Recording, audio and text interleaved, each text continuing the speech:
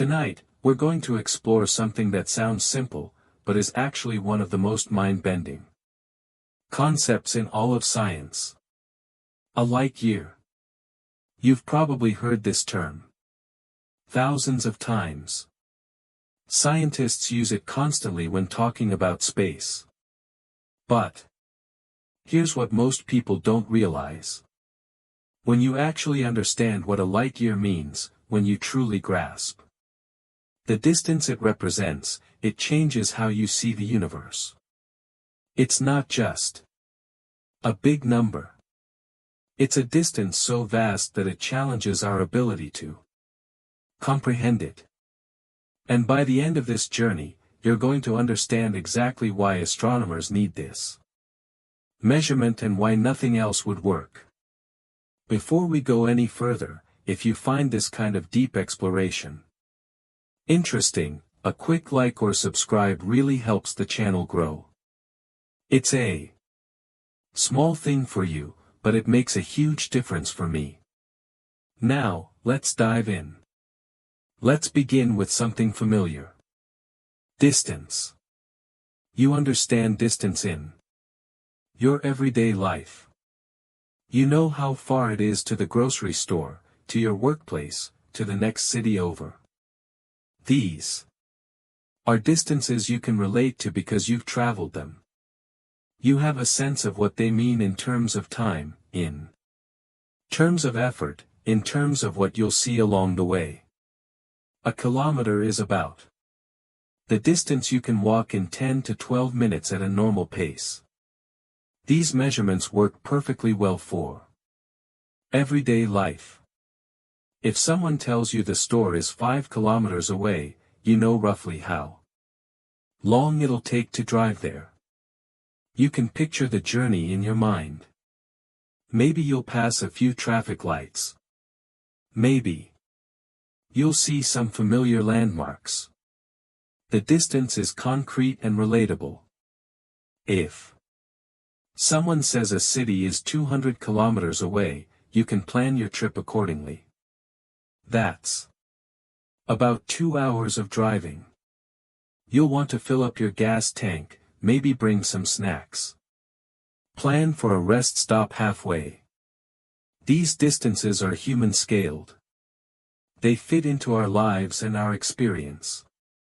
We've evolved to understand distances we can walk in a day, distances we can see. Distances that matter for survival and navigation. But these measurements start to become awkward when we talk about really large distances. The distance from New York to Los Angeles is about 4,500 kilometers. That's still manageable as a number. It's about a 5-hour flight. People make that journey all the time. They cross the continent. They see the landscape change from East Coast cities to Midwest plains to Rocky Mountains to Southwest deserts and finally to the Pacific coast. The journey is long, but it's achievable. It's within human capability. You can imagine making that trip. The Earth's circumference at the equator is about 40,075 kilometers. That's a big number, but it's still something we can work with conceptually. Early explorers sailed around the world. So we know it's possible to travel that distance, even if it takes months. Ferdinand Magellan's expedition took 3 years to circum the globe from 1519 to 1522. Modern commercial flights can circle the Earth in about 45 hours if you could book connecting flights that went all the way around. The Earth is large from our perspective standing on its surface. But it's not incomprehensibly large. It's a finite thing you could in theory explore completely. But now let's go bigger. The distance from Earth to the Moon is about 384,000 kilometers. This is where normal measurements start to feel inadequate. 384,000 kilometers. That's hard to visualize in any meaningful way. It's not like driving across the country. It's not like sailing around the world. It's something completely different. There's no road to follow, no landmarks to pass, no rest stops along the way. It's just distance. Pure distance across empty space. How would you even begin to travel that far? The Apollo astronauts took about 3 days to travel from Earth to the Moon, using powerful rockets that accelerated them to speeds of about 11 kilometers per second. That's about 39,600 kilometers an hour, roughly 400 times faster than highway driving. Think about that for a moment. 400 times faster than you've ever driven. And even at that incredible speed, which required some of the most powerful rockets ever built, burning enormous amounts of fuel, it still took 3 days.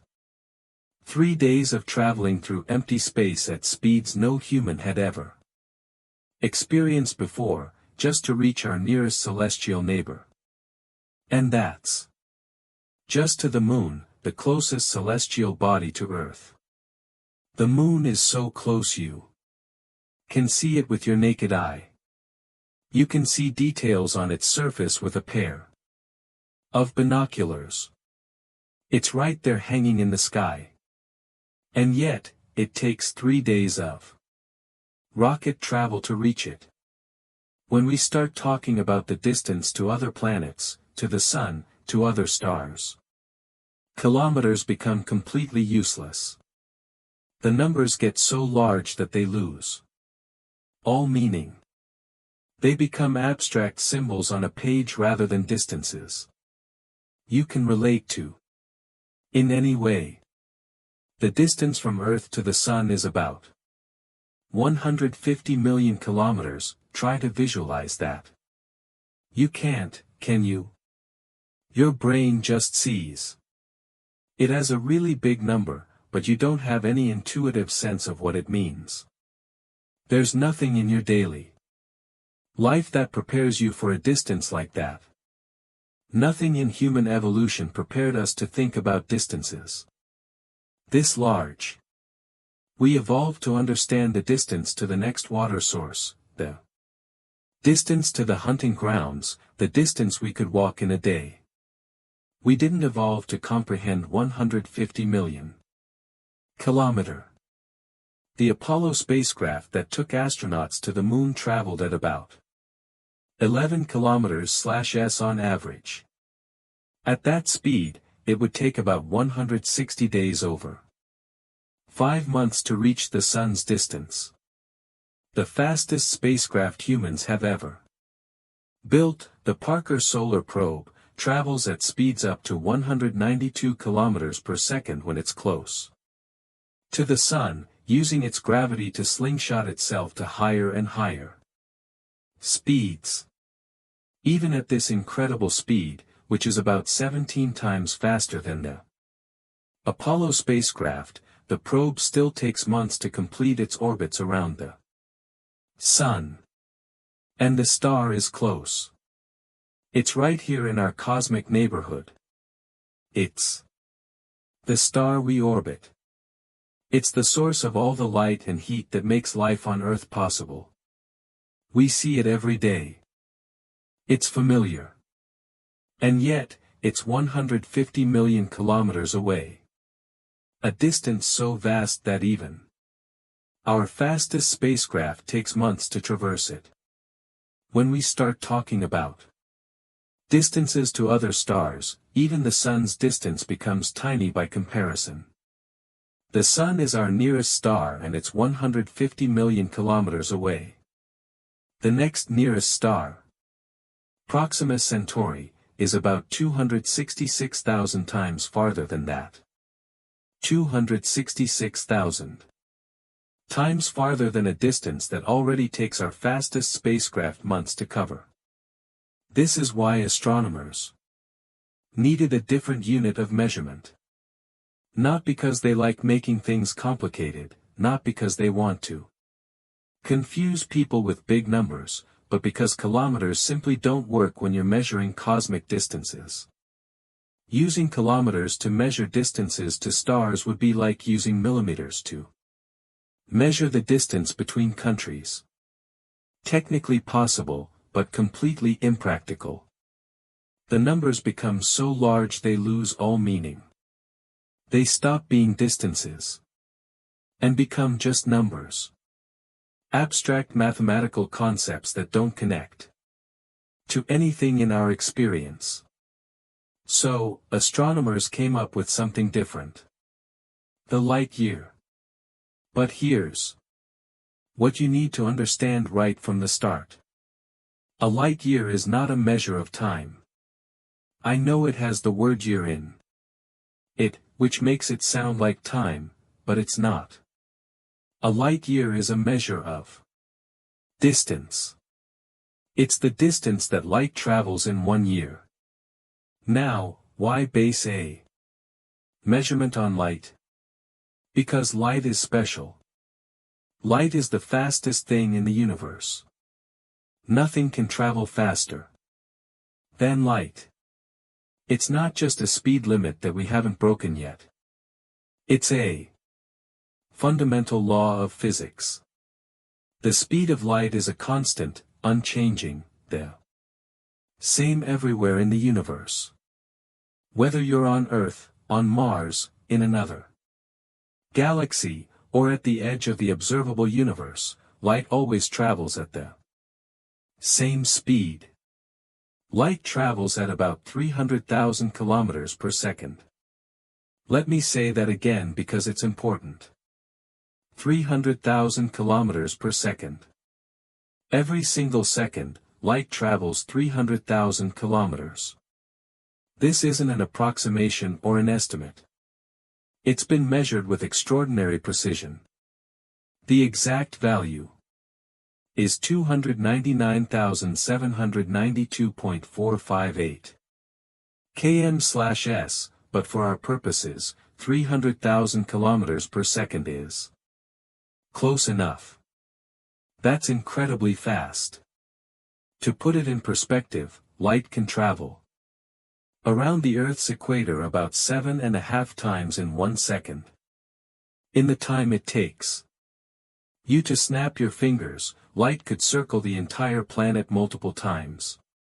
In 1 second, light could travel from New York to Los Angeles and back about 37 times. It's a speed that's almost impossible to visualize because nothing in our everyday experience moves anywhere near that fast. The fastest thing most people experience is an airplane.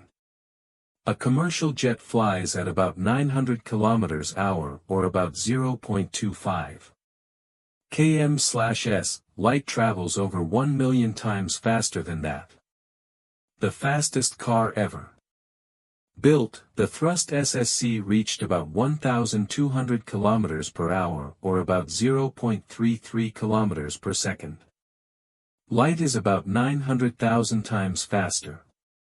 Even the fastest spacecraft we've built, the Parker Solar Probe at 192 km per second at its peak, is still only about 0.064%. The speed of light. It's moving incredibly fast by human standards, but compared to light, it's crawling. When you turn on a light switch, the light reaches your eyes essentially instantly. Because the room is so small, the light travels from the bulb to your eye in about 10 billionth of a second. That's so fast that there's no perceptible delay. As far as your brain is concerned, the light appears instantly. But the light did travel. It took time.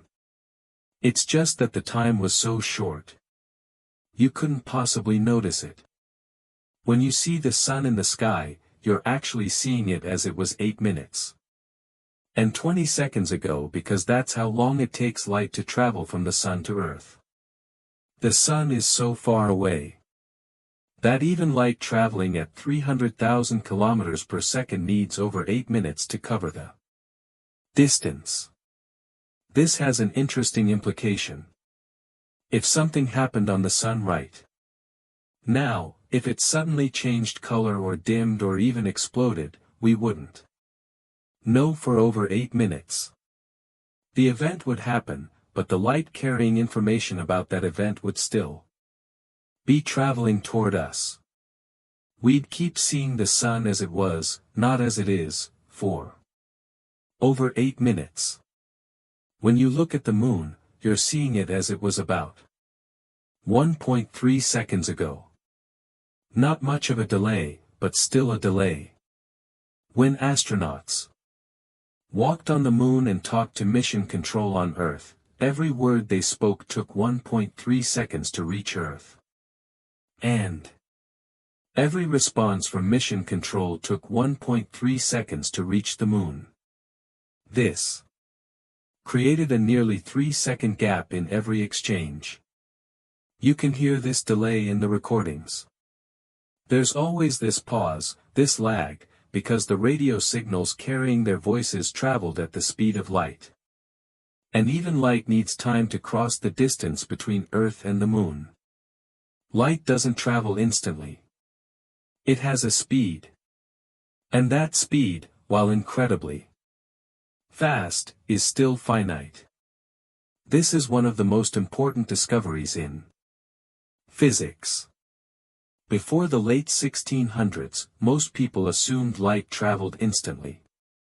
You opened your eyes and you saw things immediately.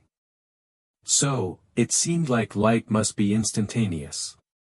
But in 1676, a Danish astronomer named Ole Rømer made a careful observation of Jupiter's moons and noticed something strange. The times when the moons disappeared behind Jupiter varied depending on where Earth was in its orbit. When Earth was closer to Jupiter, the eclipses happened earlier than predicted. When Earth was farther from Jupiter, they happened later. Rømer realized this was because light took time to travel the different distances. He calculated that light took about 22 minutes to cross the diameter of Earth's orbit. His calculation wasn't quite right because he didn't know the exact size of Earth's orbit. But he proved that light has a finite speed. Today, we know the speed of light with extraordinary precision. We've measured it using lasers, atomic clocks, and sophisticated equipment. We've confirmed that it's constant, that it doesn't change depending on how fast you're moving or where you are.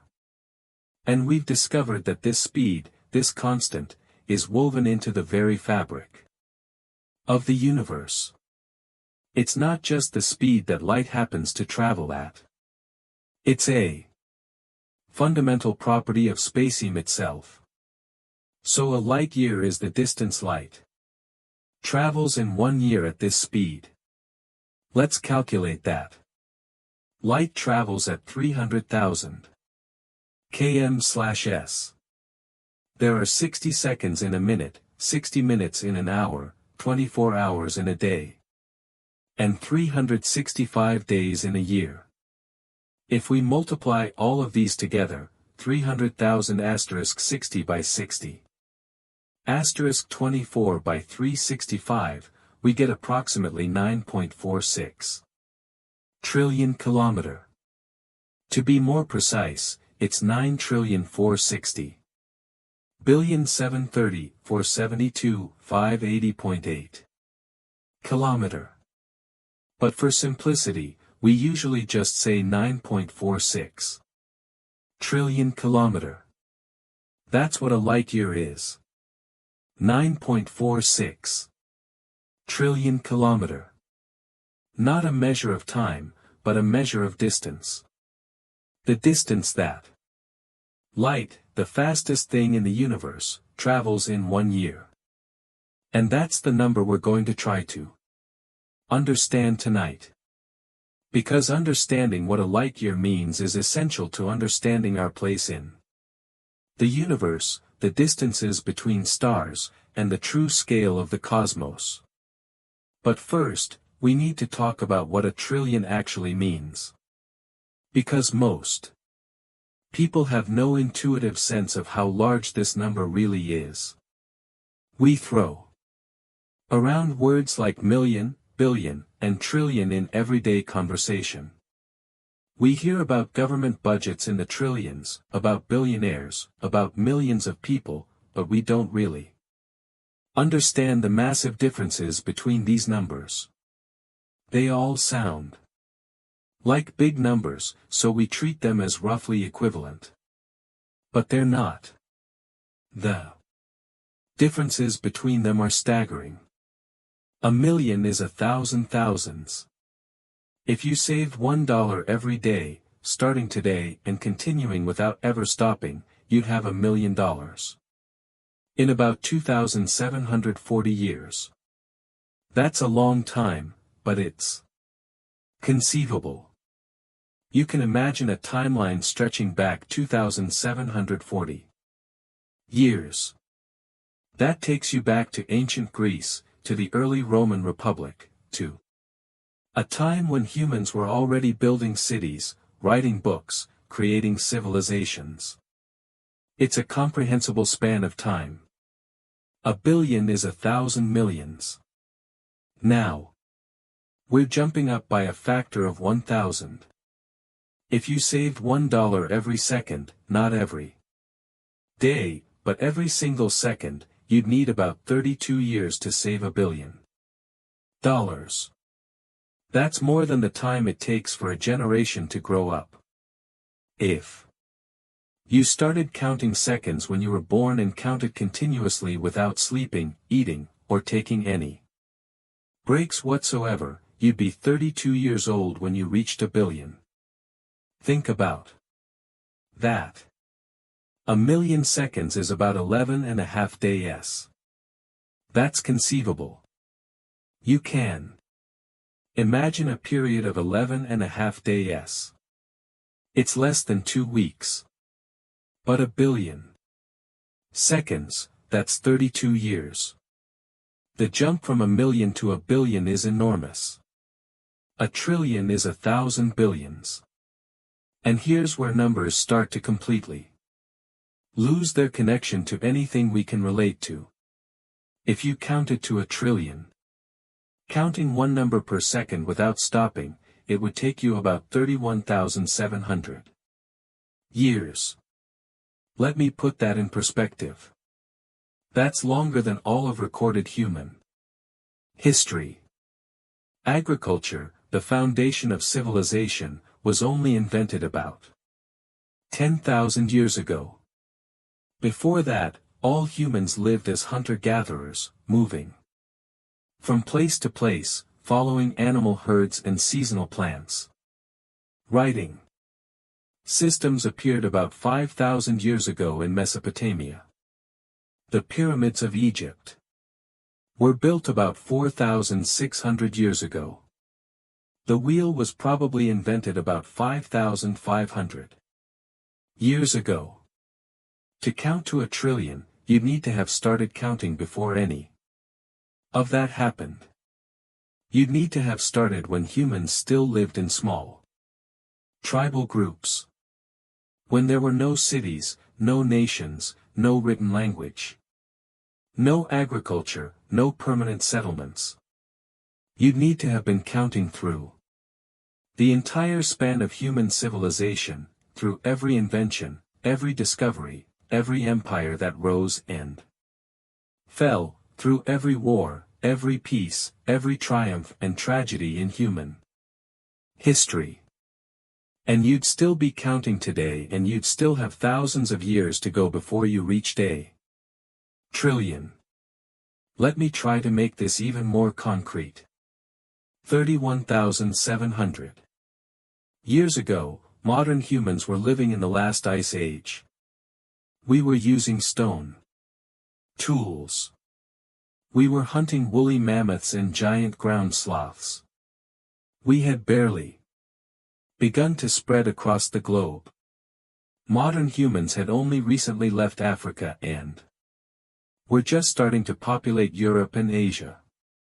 There was no language as we know it today. No art beyond the most primitive cave paintings, no technology beyond sharp rocks and wooden spears. That's how far back a trillion seconds takes you. And a light year is 9.46 trillion kilometer. Every single one of those kilom is a kilometer. It's not an abstract unit. It's a real distance. The distance you could walk in about 10 to 12 minutes at a normal pace. And there are 9.46 trillion of those individual kilometers in one light year. 9.46 trillion separate distinct kilometer long segments. Each one the length of a walk to your local store. So when we say a light year is 9.4646 trillion kilometers, we're talking about a distance that dwarfs anything in our daily experience. You can write it down. You can calculate with it. You can use it in equations.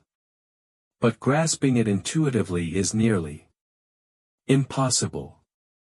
Our brains simply didn't evolve to handle numbers this large. We